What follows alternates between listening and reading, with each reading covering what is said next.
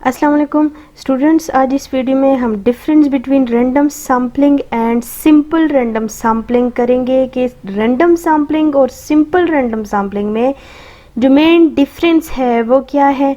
तो स्टार्ट करते हैं स्टूडेंट जैसे कि रैंडम सैम्पलिंग हमने पढ़ा था। रैंडम सैम्पलिंग क्या होता है? When each and every sampling unit has non-zero probability of being selected as a sample। ये स्टूडेंट हमने किया था रैंडम सैम्पलिंग में कि जब हमारे पास हर एक सैम्पलिंग यूनिट की प्रोबेबिलिटी क्या हो, नॉन जीरो प्रोबेबिलिटी हो।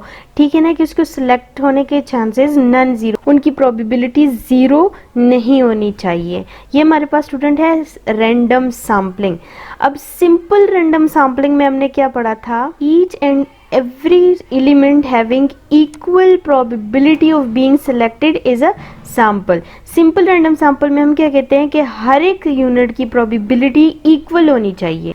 फॉर एग्जांपल, अगर हमारे पास एक क्लास की तादाद 30 है, ठीक है, और उसमें से आप चंद स्टूडेंट्स को सिलेक्ट करना चाहते हैं, उनकी जो वेट है उनको जो है तो आप ऑब्जर्व करना चाहते हैं, तो इसके लिए आपको क्या करना होगा? उन 30 स्टूडेंट में से जो है तो सैंपल लेना होगा। ठीक है, तो सिंपल रैंडम सैम्पलिंग में हम क्या कहते हैं? इक्वल प्रोबेबिलिटी, यानी इन तमाम 30 स्टूडेंट्स की प्रोबेबिलिटी सेम है, उनके सेलेक्ट होने के चांसेस सेम है। ठीक है, इक्वल प्रोबेबिलिटी मींस के उन तमाम स्टूडेंट्स की प्रोबेबिलिटी सेम है। अब सवाल क्या पैदा होता है कि जो रैंडम सैम्पलिंग है यहाँ पे हम कहते हैं नॉन जीरो, और सिंपल रैंडम सैम्पलिंग में हम इक्वल प्रोबेबिलिटी की बात करते हैं।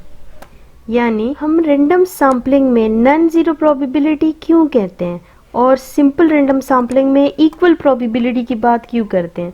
इसकी वजह क्या है कि हम सिंपल रैंडम सैम्पलिंग में हम कहते हैं कि हमारे पास तमाम सैम्पलिंग यूनिट की प्रोबेबिलिटी नॉन जीरो होनी चाहिए, और सिंपल रैंडम सैंपल में हम कहते हैं कि तमाम यूनिट्स की प्रोबेबिलिटी इक्वल होनी चाहिए, यानी उन तमाम की प्रोबेबिलिटी सेम होनी चाहिए।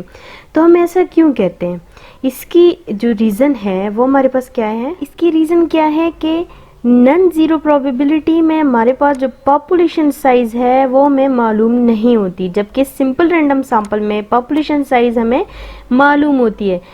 रैंडम सैम्पलिंग में पॉपुलेशन साइज हमें मालूम नहीं होती। लेट्स सपोज फॉर एग्जांपल, अगर आप सैम्पलिंग करना चाह रहे हैं, आप देखना चाह रहे हैं मार्केट में आपके पास कितने डिफरेंट जो कोई एक प्रोडक्ट ले लें, लेट्स सपोज आप कुकिंग ऑयल देखना चाह रहे हैं कि आपके पास कितने अवेलेबल है, तो आपको पता तो नहीं है। ठीक है, आप सैम्पलिंग कर रहे हैं तो आपके पास क्या पॉपुलेशन साइज आपको मालूम नहीं है, जबकि सिंपल रैंडम सैम्पलिंग में हमारे पास क्या है? वहाँ पे हमें पॉपुलेशन साइज जो है वो दी हुई होती है, तो इसलिए हम वहाँ पे इक्वल प्रोबेबिलिटी की बात करते हैं कि आपके पास तमाम सैम्पलिंग यूनिट की प्रोबेबिलिटी जो है वो सेम होनी चाहिए, जबकि रैंडम सैम्पलिंग में हम नॉन जीरो प्रोबेबिलिटी, यानी उनकी probability not equal to zero होनी चाहिए। तो स्टूडेंट्स, ये सिंपल सा डिफरेंस था इनके बीच में। आई होप आप लोगों को समझ आ गई होगी। अगर आपको इसमें कहीं भी प्रॉब्लम है तो आप कमेंट्स में पूछ सकते हैं।